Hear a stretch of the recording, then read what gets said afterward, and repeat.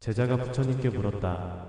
스승님 삶이란 무엇입니까? 부처님이 말씀하셨다. 제자여, 그대가 묻는 삶이란 무엇입니까? 그 한 문장은 지금 그대의 내면에서 이미 오래 머물러 있던 파문이 입을 통해 밖으로 흘러나온 것일 뿐이다. 그대는 삶이란 무엇입니까? 라고 말했으나 사실은 내가 지금 붙들고 있는 두려움과 불안은 무엇입니까? 를 묻고 있다.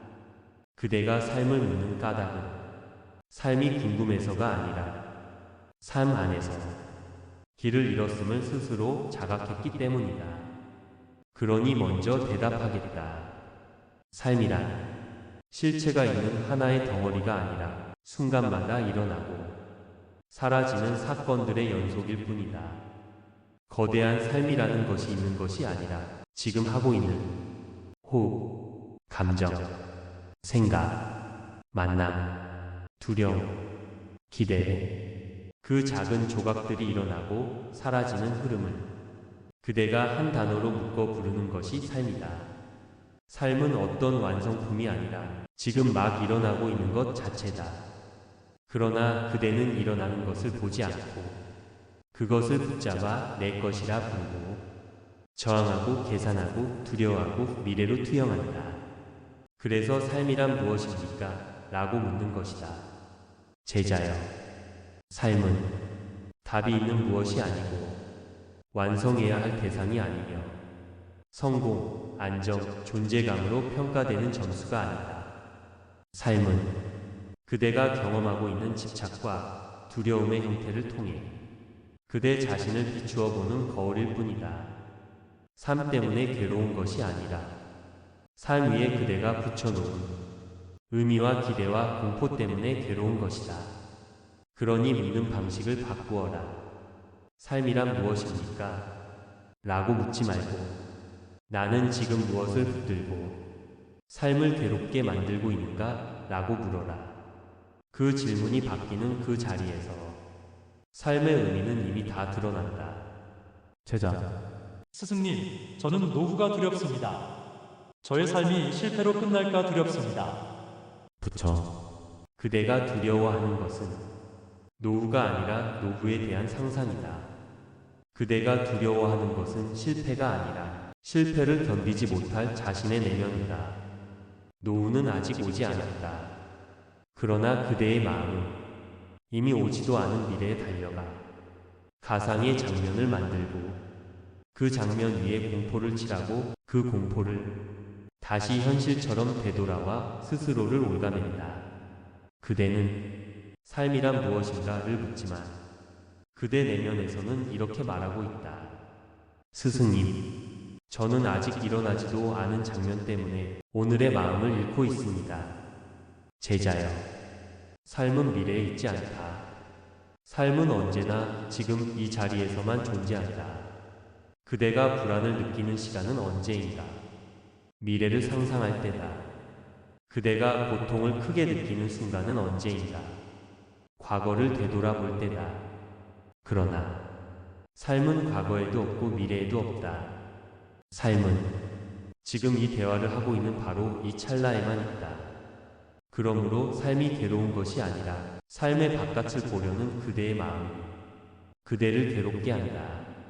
제자여, 이렇게 이해해 보아라.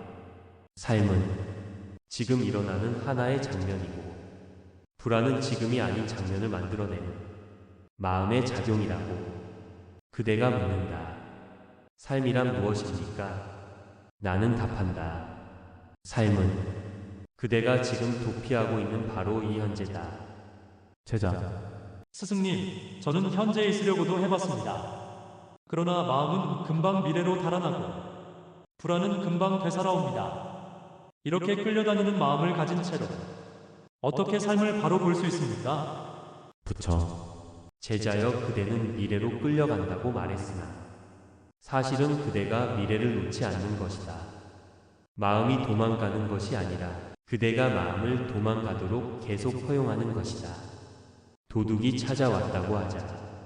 문이 굳게 잠겨 있으면 도둑은 들어오지도 머무르지도 못한다.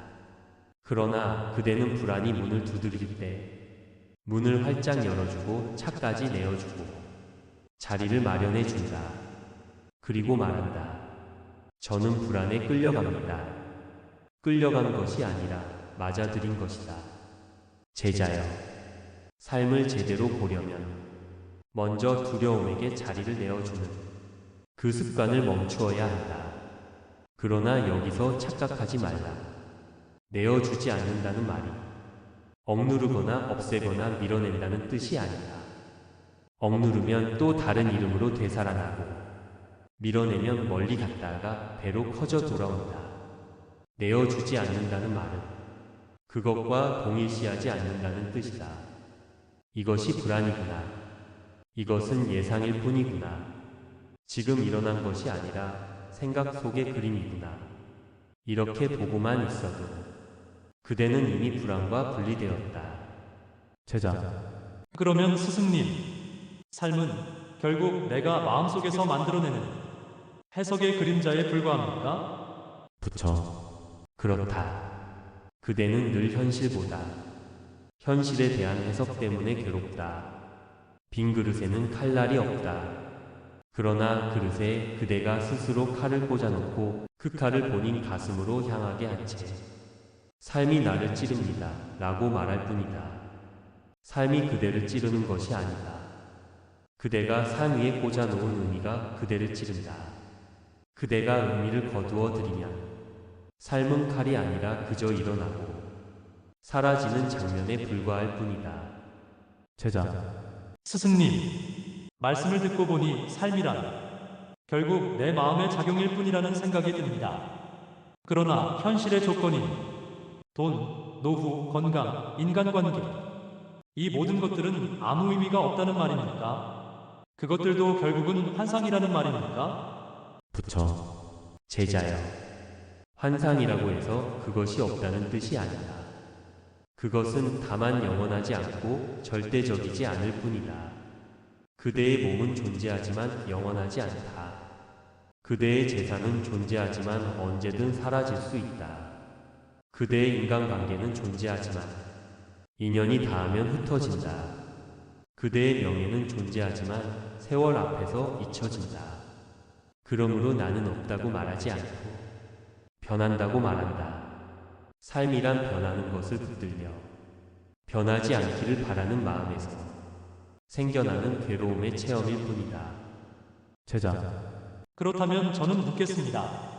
변하는 것에 기대지 않으려면 어떻게 살아야 합니까? 부처, 변하는 것에 기대지 말라는 말은 가진 것을 버리라는 뜻이 아니다.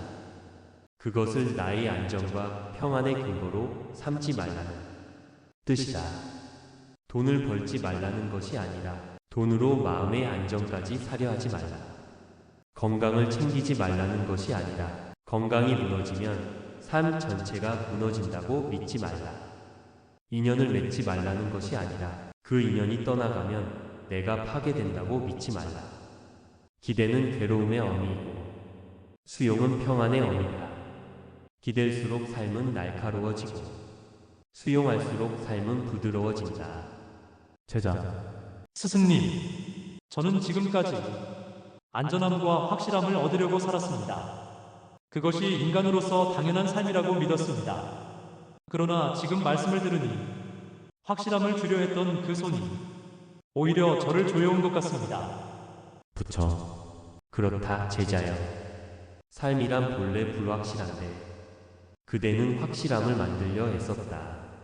그러니 언제나 모자라고 언제나 불안했다. 바다는 늘 흔들린다. 그러나 그 위에 떠있는 배 위에서 멈춤을 만들려고 몸부림칠수록 고통은 커진다. 멈추려 하지 말고 흔들림이란 의미를 있는 그대로 이해해야 한다. 흔들림을 없애려는 자는 괴로움 속에 살고 흔들림을 이해하는 자는 평안 속에 산다. 제자, 스승님, 제가 말한 불안은 단지 미래에 대한 두려움만이 아닙니다. 지금 가진 것마저 잃을까 두렵습니다. 저의 재산, 건강, 명예, 인간관계, 이 모든 것이 한순간 사라질 수 있다는 생각에 잠을 잘 못 잡니다. 부처, 제자여, 그대가 두려워하는 것은 사라짐이 아니다.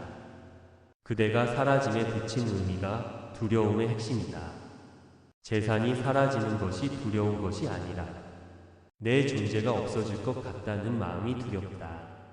건강이 무너지는 것이 두려운 것이 아니라 나의 삶이 의미 없어진다는 생각이 두렵다. 명예가 사라지는 것이 두려운 것이 아니라 사람들이 나를 잊으면 나는 사라진다는 마음이 두렵다. 모든 두려움의 중심에는 자신을 실체로 보고 붙드는 마음이 있다. 제자. 그렇다면 저는 제 자신을 버리면 됩니까? 버리라는 말씀이 너무 어렵습니다. 버림이란 무엇입니까? 버린다는 것은 제가 없어진다는 뜻 아닌가요? 부처. 버림이란 존재를 없애는 것이 아니다. 존재를 없애려 하면 괴로움이 온다. 버림이란 붙들지 않고 기대지 않고 집착하지 않는 것이다. 물을 컵에 담으면 컵은 물을 잡지만 컵을 흔들면 물이 쏟아지듯 붙들지 않음이 버림이다. 버림이란 이것이 내 것이라 여기지 않고 이것이 나를 결정짓지 않는다는 깨달음이다. 제자. 스승님, 그럼 산속의 즐거움도 버려야 합니까? 돈, 건강, 사랑, 성공. 이런 것들도 모두 놓아야 합니까? 부처. 제자여, 놓아야 한다는 것은 즐거움을 피하라는 뜻이 아니다. 즐거움이 오면 즐겨라. 슬픔이 오면 느껴라. 그러나 그것을 내 삶의 전부로 만들지 말라. 이것이 없으면 나는 죽는다 라고 여기지 말라. 즐거움과 슬픔, 어둠과 이름 모두 변화하는 현상일 뿐이다. 그 변화를 있는 그대로 마음에 담아두고 흘려보내라. 제자. 스승님, 말씀을 듣고 보니 삶이란 결국 지금 이 순간을 온전히 받아들이는 것인가 봅니다. 그러나 그것조차 쉽지 않습니다. 저는 항상 저 자신과 싸우고 저의 마음과 싸우고 있습니다. 부처. 싸움이 있는 그 자리에서부터 이미 삶이 시작된다. 그대는 싸우지 말라는 뜻이 아니다. 싸움 속에서도 자신을 비추어 보는 마음이 생겨야 한다. 싸움이 두려움으로 변하지 않게 보고 욕망이 집착으로 변하지 않게 보고 삶의 순간이 그대의 두려움이나 기대에 휘둘리지 않도록 그저 있는 그대로 바라보라. 제자. 스승님, 저는 이제 조금 알 것 같습니다. 삶은 멀리 있는 것이 아니라 지금 제 마음속에서 일어나는 것들 속에 있다는 것을요. 그러나 그럼에도 불구하고 제가 붙드는 마음은 쉽게 사라지지 않습니다. 어떻게 해야 그 마음을 놓을 수 있을까요? 부처. 제자여, 마음을 억지로 놓으려 하면 그 마음은 오히려 더 단단히 붙든다. 놓음이란 힘으로 놓는 것이 아니라 있는 그대로 인정하고 바라보는 것이다. 두려움이 오면 두려움을 바라보라. 불안이 오면 불안을 바라보라. 슬픔이 오면 슬픔을 바라보라. 바라봄 속에 마음은 이미 놓인다. 그대가 손을 펴든 순간 잡으려는 손길이 없어지고 마음은 자유로워진다. 제자. 스승님, 말씀을 듣고 나니 제가 두려움 속에서만 살고 있었음을 깨닫습니다. 노후, 돈, 인간관계, 건강 이 모든 것을 제 삶의 기준으로 삼아 스스로를 올감했습니다. 부처. 그대가 깨달았다는 것만으로도 이미 시작이다. 깨달음은 대단한 행위가 아니다. 그저 마음이 흐름 속에서 머물러 있는 것을 알아차리는 것이다. 그대가 깨달으면 두려움은 여전히 오지만 그대는 두려움에 휘둘리지 않는다. 그대가 붙잡지 않으면 두려움은 그저 지나가는 구름일 뿐이다. 제자. 그럼 스승님, 제가 해야 할 일은 무엇입니까? 삶의 의미를 찾기 위해 무엇을 해야 합니까? 부처. 그대가 해야 할 일은 단순하다. 삶의 의미를 찾으려 애쓰지 말고 그대가 지금 하는 일을 있는 그대로 보고 느끼고 받아들이라는 것이다. 밥을 먹으면 밥을 먹고 길을 걷는다면 길을 걷고 사람을 만나면 그 사람과 만남을 느껴라. 그대가 붙들지 않는 순간 모든 순간이 의미가 된다. 삶은 의미를 얻으려고 노력하는 것이 아니라 그저 있는 그대로 받아들이고 흘려보내는 것이다. 제자, 스승님, 제가 이렇게 마음을 열면 두려움이 완전히 사라질까요? 부처, 두려움은 사라지지 않는다. 제자여, 두려움은 여전히 오지만 그대가 두려움과 한 몸이 되지 않을 뿐이다. 바람이 창문을 흔들어도 집이 흔들리는 것이 아니라 창문이 흔들릴 뿐인 것처럼 두려움 또한 흐르는 바람일 뿐이다. 그대가 그것을 그대로 바라볼 때 삶은 고통이 아니라 흐름이 된다. 제자, 스승님, 이제 저는 조금 안심이 됩니다.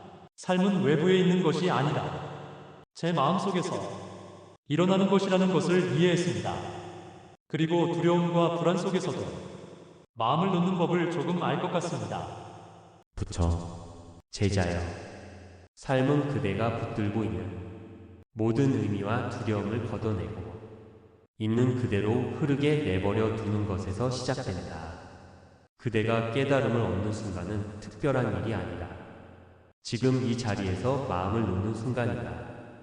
제자, 스승님, 감사합니다. 삶을 이해하고 두려움을 직면하며 흘려보낼 수 있는 힘을 조금 배운 것 같습니다. 부처, 제자여, 이제 깨달았느냐? 삶이란 특별한 것이 아니다.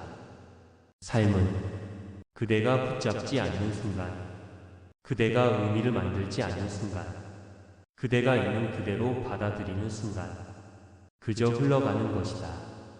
삶을 이해한다는 것은 어떤 정답을 얻는 것이 아니라 지금 여기, 순간, 순간을 수용하며 살아가는 마음을 갖는 것이다.